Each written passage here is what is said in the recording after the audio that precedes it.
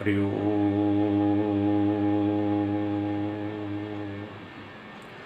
ओम गुरुर्ब्रह्मा गुरुर्विष्णु गुरुर्देव महेश्वरा गुरु साक्षात् परब्रह्म तस्मै श्री गुरुवे नमः।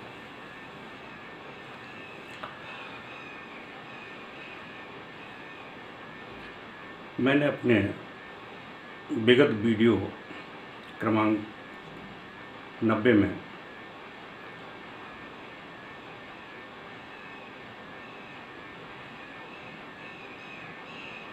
अक्षय पात्र दीक्षा के संबंध में अवगत कराया था,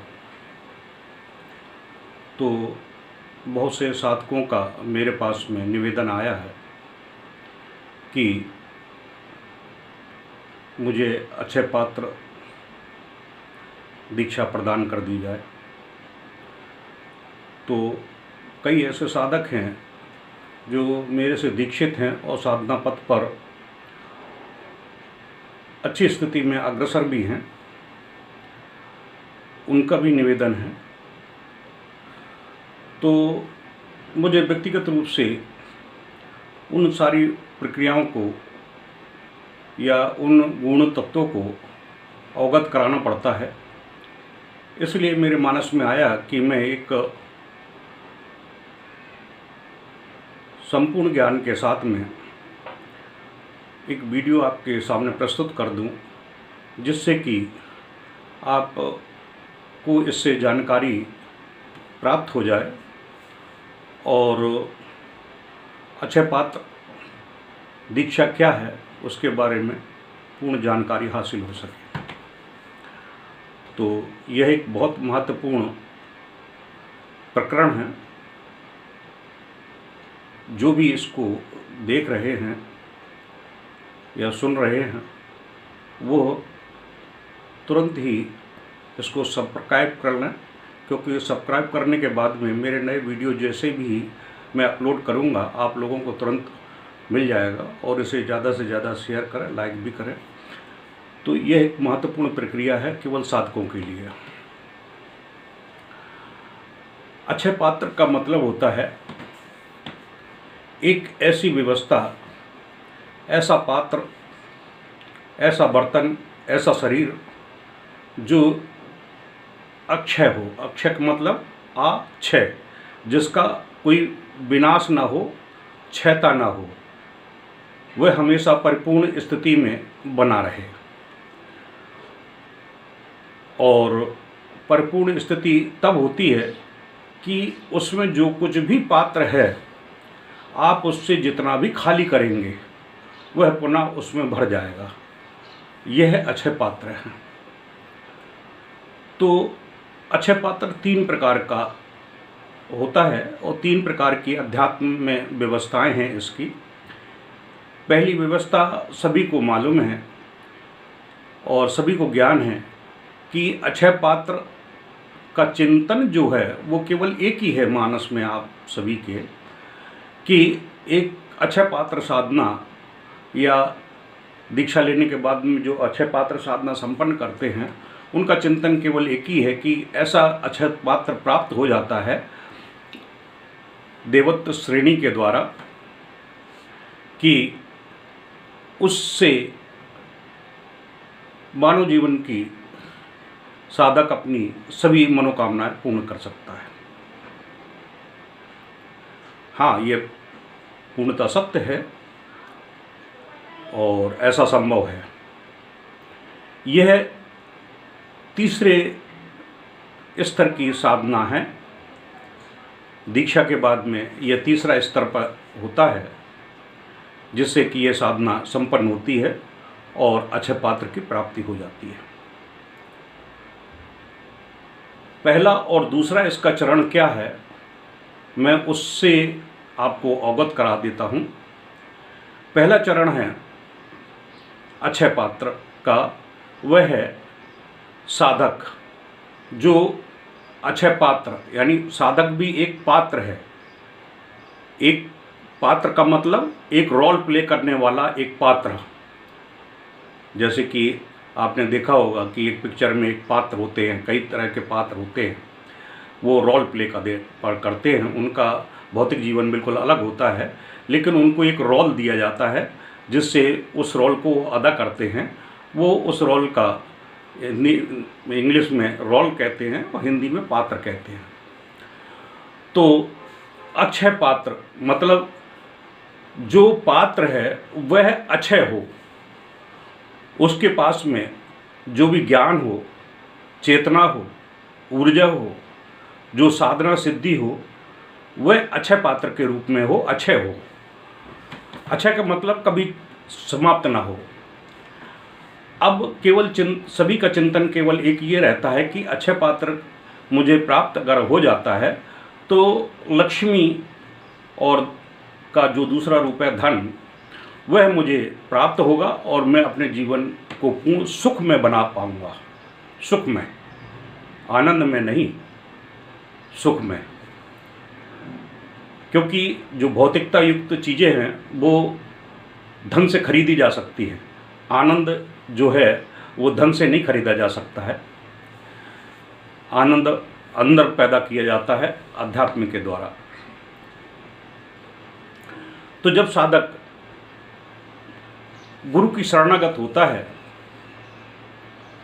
गुरु उसे स्वीकार करता है तो उसे द्विज संस्कारित करता है।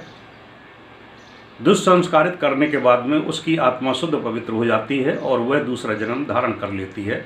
जिस शरीर में है वह 5 काम इंद्रियाँ, 5 ज्ञान इंद्रियों के बीच में जो इस शरीर में स्थित आत्मा स्थापित है, जिसके माध्यम से यह शरीर क्रियान्वित हो रहा है और प्राण संजीवनी क्रिया के माध्यम से प्राण तत्व उसमें सक्रिय हैं और ब्रह्मा के द्वारा जो इस शरीर के लिए लेख लिखा गया है, उसकी जन्मपत्री बनाई गई है कि उसे ये रोल अदा करना है, इसके लिए ये पात्र है।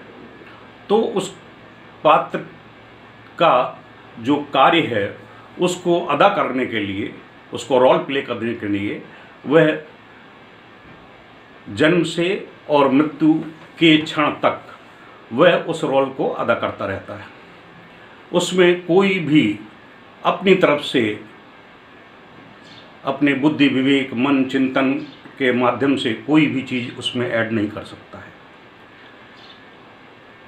अब मैं कह रहा हूँ नहीं कर सकता है, लेकिन दूसरी तरफ मैं कह रहा हूँ कर सकता है। दूसरी तरफ कब कर सकता है, जैसे कि मैंने पीछे वीडियो में दिया है कि मानव जीवन कर्म प्रधान है। कर्म करने से मनुष्य को जो उसमें आत्मा है उसमें अध्यात्म का बल मिलता है, क्योंकि आत्मा अजर अमर है। यह शरीर जो है उस आत्मा को एक विशेष रोल अदा करने के लिए दिया गया है। अब ये रोल दिया गया है तो पूर्व जन्म जन्मांतरों में कितने जन्मों तक उसने इतने सारे शरीर धारण किए हैं, तो उसमें जो पुण्य के रूप में उसके पास में जो स्पिरिचुअल अकाउंट है, स्पिरिचुअल बैंक बैलेंस है, उस बैंक बैलेंस को बढ़ाने के लिए वह गुरु की जैसे ही सानिध्यता ग्रहण करता है, गुरु के पास जाता है और दीक्षित होता है, तो गुरु वही मिलता है जो पूर्व जन्म में होता है यथासंभव, जो सक्षम है। मैं असक्षम की बात नहीं कर रहा हूँ, क्योंकि असक्षम गुरु तो पग पर आपको छलने का और आपको अव्यवस्थित करने के लिए तमाम मिल जाएंगे। आप केवल मन में कामना करिए और आपके सामने मिल जाएंगे, जो आपका धन, यश, कीर्ति सब कुछ खा के बैठ जाएंगे।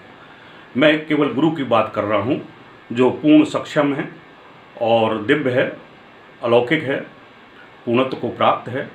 वह अगर आपके बुद्धि विवेक की चयन प्रक्रिया के माध्यम से प्राप्त हो जाता है तो वह आपको, इस आत्मा को, मैंने कहा कर्म के माध्यम से, जो पिछले जन्म के आपके कर्म हैं उससे उसको लिंकअप कर देता है। उस बैंक बैलेंस से आपके इस जीवन के बैंक बैलेंस को, यानी कि स्पिरिचुअल बैंक बैलेंस है, उसको अटैच कर देता है और जैसे ही अटैच करता है तो पूर्व जीवन में की गई साधनाएं और पुण्य कार्य इस जीवन में चरितार्थ होना शुरू हो जाते हैं। जैसे मैंने विगत वीडियो आप मेरे देखिए, मैंने इन चीज़ों को विस्तार पूर्वक समझाया है और कहा है।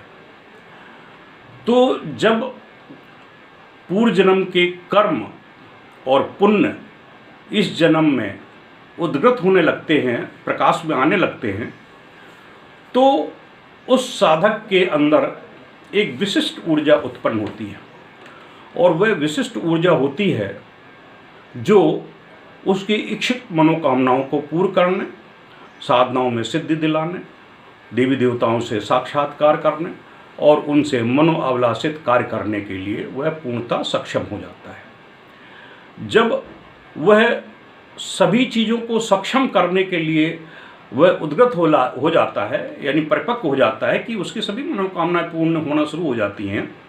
धन, यश, मान, पद, प्रतिष्ठा, कीर्ति, ऐश्वर्य, वैभव जो भौतिक रूप में उसे सुख प्राप्ति के लिए चाहिए, वह उसे सब चीज़ प्राप्त होना शुरू हो जाती है।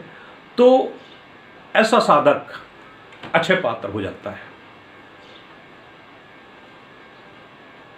समझ में आई बात? अक्षय पात्र हो जाता है मतलब उसकी पहली साधना, अक्षय पात्र की साधना पहली उसे परिपूर्ण हो गई और वह अक्षय पात्र के रूप में अपने आप को स्थापित कर लेता है। दूसरी प्रक्रिया होती है कि जब साधक अन्य किसी गुरु के साथ में उसने अपना पूर्ण जीवन यापन किया है, परंतु उसे पूर्णत्व की प्राप्ति नहीं हुई और वहाँ तक ही पहुँच पाए। जैसे कि उदाहरण के तौर पर एक बच्चे ने केवल हाई स्कूल ही किया है, हाई स्कूल के बाद उसकी पढ़ाई छूट गई, फिर वह पढ़ाई नहीं कर पाया। तो जरूरी नहीं कि अब जब बालक दूसरी क्लास में जाए, इंटर वगैरह में जाए या कहीं भी जाए या दूसरे स्कूल में जाए तो वही गुरु उसको पढ़ाएगा, ऐसा नहीं। अब उसे इस जीवन में जब दुष्संस्कारित होना पड़ेगा तो उसे हाई स्कूल से अपर लेवल का गुरु की आवश्यकता पड़ेगी और जब अपर लेवल के गुरु की आवश्यकता पड़ती है तो वह अपनी चयन प्रक्रिया के माध्यम से यह अंकन कर लेता है कि यह गुरु पूर्ण सक्षम है, श्रेष्ठ हैं, इनकी कुंडली सहस्त्रार जागरण है, यह दिव्य है, अलौकिक है, इनकी वाणी हमारे हृदय को स्पर्श करती है, हमारी हृदय को पूर्ण शीतलता प्रदान कर रही है और मुझे ऐसा लगता है कि यदि मैं इनकी शरणागत हो जाता हूँ तो मुझे उत्तरोत्तर वृद्धि करते हुए पूर्णता प्राप्त हो सकती है। तो वह पूर्ण अपनी सामर्थ्य, बुद्धि, विवेक के साथ में अपने आप को आस्था, श्रद्धा, विश्वास, समर्पण की एक बागडोर को थाम करके गुरु चरणों में अपने आप को समर्पित कर देता है। जब समर्पित करता है तो गुरु ये देखता है कि इसने केवल हाई स्कूल ही किया है, ये आगे नहीं जा पाया है और इसको जाने के लिए मुझे बहुत प्रयास करना पड़ेगा और इसको प्रारंभ से सब चीज़ सिखाना पड़ेगी, हाई स्कूल तक इसको लेके आना पड़ेगा। हाई स्कूल जब लेके आऊँगा तो फिर इसको आगे की क्लासेस मैं इसको बैठा सकता हूँ, इसको दे सकता हूँ। तो वह फिर अपनी ऊर्जा, गुरु अपनी ऊर्जा के माध्यम से उसको ऊर्जीकृत करता है, यानी उसको चैतन्य करता है। जैसे एक दीपक है, दीपक में केवल हल्की सी गीला है और दीपक में गीला है तो वो कितनी देर जलेगा? थोड़ी देर जलेगा। तो समझदार व्यक्ति क्या होता है, वो जानता है कि मुझे 1 घंटा बैठना है तो उसमें और तेल डालता है, और तेल डालता है तो वो 1 घंटा 1.5 घंटा तक वो दीपक जलता रहता है और रोशनी देता रहता है। ठीक इसी प्रकार से वह जो साधक है, वो जो पात्र है, वह गीला तो है लेकिन वो आगे कितनी देर तक चल पाएगा वो निश्चित नहीं है। हो सकता है थोड़ी देर चले, 2-4 महीने चले, साल भर चले, उसके बाद में वह बुझ जाएगा और साधना पथ उसका अवरुद्ध हो जाएगा। जब ऐसी स्थिति से गुरु अवगत होता है तो उसमें तेल डालता है। तेल डालता मतलब अपनी अध्यात्म शक्ति चैतन्यता के साथ में दिव्य शक्तिपात के माध्यम से या टेलोपैथी के माध्यम से शेयर करता है, यानी शेयर करता है उसके साथ में, उसको अपनी ट्रांसफ़र करता है, अपनी ऊर्जा को स्थानांतरित करता है उसके शरीर में। जब अपनी ऊर्जा को उसके शरीर में स्थानांतरित करता है तो वह जो 1 साल 2 साल तक जलने के लिए तत्पर होता है वह कई सालों तक जलने के लिए तत्पर हो जाता है। अब कई सालों तक जलने के लिए तत्पर हो जाता है तो वह स्वयं ही उस कर्म क्षेत्र पर उन चीज़ों को हासिल करने के लिए प्रवृत्त होता है गुरु के सानिध्य में, और गुरु उसको वह साधनाएं संपन्न कराता है जिससे वह अक्षय पात्र बन सके। उसको वह साधनाएं संपन्न कराता है, योग क्रियाओं में दक्ष करता है जिससे उसकी कुंडली पूर्णता के साथ में जागृत हो सके, आगे चक्र जागृत हो सके और आगे चक्र में उसके ज्ञान चक्षु, दिव्य चक्षु और आत्म चक्षु जागृत हो सके और सहस्त्रार्थ का भेदन कर सके। जब उसके अनाहत चक्र जागृत हो जाता है, विशुद्ध चक्र जागृत हो जाता है और आत्म चक्षु, ज्ञान चक्षु, दिव्य चक्षु जागृत हो जाते हैं तो गुरुदेव पूर्ण अपनी शक्ति के माध्यम से, अपनी चेतना के माध्यम से उसको सहस्त्रार्थ का मार्ग प्रशस्त कर देता है और उस साधक की सहस्त्रार्थ जागरण की प्रक्रिया संपन्न हो जाती है। जब साधक की सहस्त्रार्थ प्रक्रिया संपन्न होती है तो उसे महाविद्याओं में प्रवेश करने का अधिकार प्राप्त हो जाता है। जब वह साधना में, महाविद्या जैसी साधनाओं में प्रवेश करने का अधिकारी हो जाता है तो वह, क्योंकि महाविद्या 2 कुल की हैं, श्री कुल और काली कुल, तो गुरु उसको श्री कुल में पहले प्रवेश कराता है। श्री कुल में 5 महाविद्याएं हैं।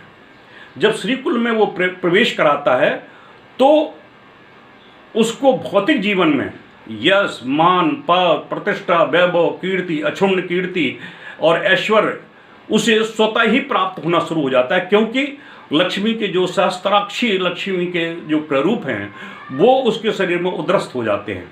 जैसे मैंने पिछले वीडियो में आपने देखा होगा, मैंने बताया कि किस प्रकार से 108 लक्ष्मियाँ 1008 लक्ष्मियाँ प्रधान रूप में होती हैं और उसमें से 108 लक्ष्मियाँ जो मुख्य रूप में होती हैं उनमें मानव जीवन के लिए प्रधानता में केवल 8 लक्ष्मियाँ होती हैं जिनको सिद्ध करना अति आवश्यक होता है, जिससे कि भौतिक जीवन अपना है उसकी ज़रूरतें हैं वो पूरी हो सकें। तो जब साधक